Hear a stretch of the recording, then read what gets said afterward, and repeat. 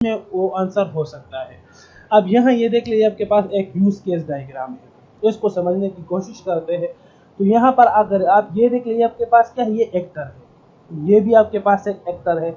अब ये जो एक्टर है ये क्या है, होम ओनर। क्लियर है, एक्टर का कोई नाम होगा। यहाँ पर आपके पास है सिस्टम एडमिनिस्ट्रेटर।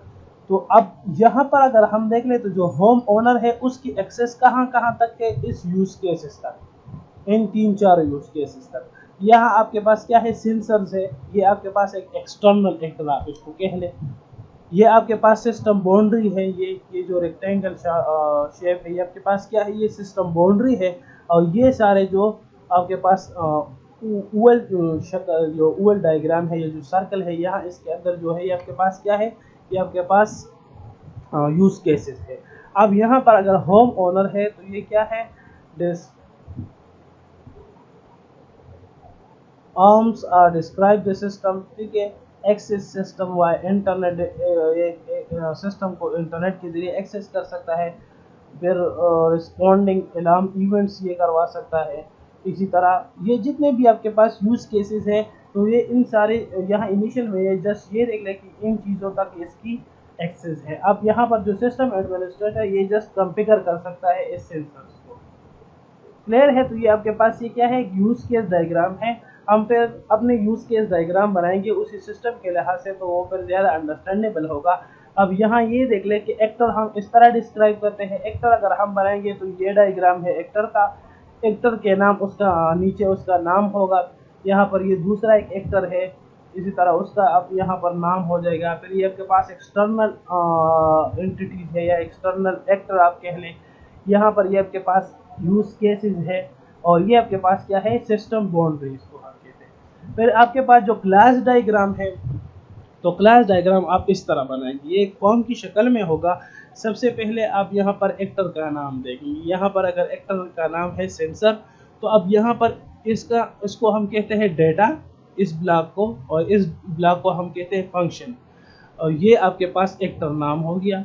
तो एक्टर नेम क्या है आपके पास, सेंसर। एक्टर डेटा क्या है, नेम होगा, कोई आईडी होगी, टाइप होगी, लोकेशन होगा, एरिया होगा। क्लियर है, इसी तरह कैरेक्टरिस्टिक्स कुछ होंगे।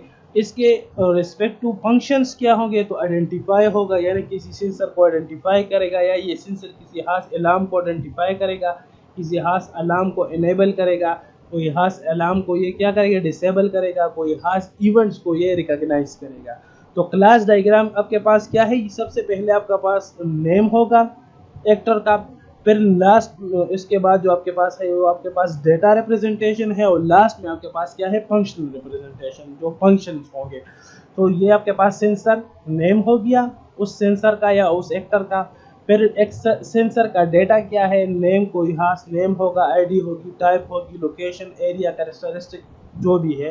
फिर लास्ट में उसके फंक्शंस हो गए आपके पास के आइडेंटिफाई, तो क्या आइडेंटिफाई कर, या तो किसी इवेंट को या किसी सेंसर को। इसी तरह किसी सेंसर या किसी अलार्म को क्या करे, इनेबल करवा रहे, इसी तरह डिसेबल करवा रहे, इसी तरह रिकॉग्नाइज करवा रहे। ये वही दूसरा एग्जांपल है, वो आपके पास था क्लास डायग्राम। अब यहाँ पर अगर आप देख ले तो ये आपके पास है स्टेट डायग्राम। स्टेट डायग्राम जिस तरह हमने पढ़ा था कि बिहेवियर को रिप्रेजेंट करता है। अब अगर यहाँ पर हम देख ले तो सबसे पहले जो है ये आपके पास क्या है, स्टेट नेम होगा, ठीक है। स्टेट नेम क्या है कि रीडिंग कमांड्स। अब हम क्या कर रहे हैं, यहाँ इस स्टेट में हम कर रहे हैं रीडिंग को, हम क्या कर कमांड्स को हम क्या करें, रीड करवा रहे हैं। फिर स्टेट वेरिएबल्स आपके पास क्या है, तो सिस्टम स्टेटस का हम देखेंगे कि क्या है, या तो रेडी है, इस वेरिएबल में आपके पास डिस्प्ले मैसेज में क्या है, एंटर CMD। इसी तरह स्टेटस आपके पास क्या है, स्टडी। स्टेट एक्टिविटीज के ऊपर हम देखेंगे तो यहाँ पर क्या है कि एंट्री सब सिस्टम रेडी, तो do what you want to do, call user input panel, user के इनपुट पैनल पे चले जाए, रीड यूजर इनपुट, जो यूजर ने जो इनपुट लिखा है उसको रीड करे और फिर उसको इंटरप्रेट करे। क्लियर है, तो सिस्टम डायग्राम में हम ये देखते हैं कि फॉर एग्जांपल अब कोई स्टेट हो रहा है, कोई स्टेट को किसी खास इवेंट को हम क्या कर रहे हैं, तो रिप्रेजेंट करवा रहे हैं, तो वो हम स्टेट डायग्राम से करते हैं। सबसे पहले स्टेट का नाम होगा।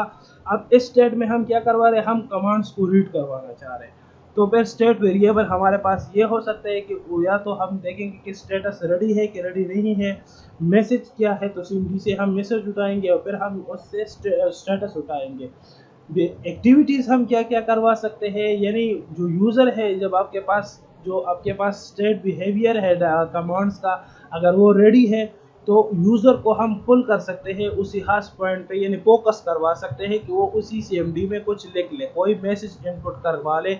तो जब वो हो जाएगा डू यानी करो कि रीड यूज़र इनपुट, जो यूज़र ने इनपुट लिया है उसको रीड कर लो, फिर लास्ट में जो यूज़र का इनपुट है उसको इंटरप्रेट करवा लो कि इसके अगेंस्ट हम कौन सा फंक्शन या कौन सा जो है इवेंट या स्टार्ट करवा सकते हैं। ठीक है। नेगोशिएशन रिक्वायरमेंट जो आपके पास है, तो identify the key stakeholder, इसमें हम देखते हैं these are the people who will be involve in the negotiation, यानी कौन कौन से स्टेक होल्डर हैं जो नेगोशिएशन में इन्वॉल्व हो सकते हैं, यानी रिक्वायरमेंट्स कलेक्शन के दौरान हम उसके साथ मीटिंग या सिस्टम के बारे में उसके साथ नेगोशिएशन करवा सकते हैं। तो ये आपके पास जो है कस्टमर हो सकता है, डेवलपर हो सकता है, और आपके पास जो है आपके पास एनालिसिस रिक्वायरमेंट जो जनरेट करता है वो हो सकता है।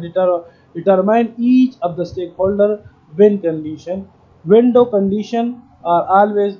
हाँ अच्छा, इस स्लाइड को पहले इसको बाद में देखेंगे, इससे पहले एक जो चीज़ है वो उसको यहाँ पर वैलिडेशन रिक्वायरमेंट्स इससे पहले स्टार्ट के स्लाइड्स में भी हमने पढ़ा था। वैलिडेशन रिक्वायरमेंट्स क्या है कि वैलिडेशन जो रिक्वायरमेंट्स है उसको वैलिडेट करवाना, यानी उसको आप इस तरह कह लें कि उसको देखें कि ये जो रिक्वायरमेंट्स हमने करेक्ट की ये वैलिड है कि नहीं है, जो रिक्वायरमेंट हमने करेक्ट की वो करेक्ट है कि नहीं है। तो in each requirement constraint with the overall objective of the system and products, वही चीज़ें हैं जिस दूसरे तरीके से रिप्रेजेंट हो रही है।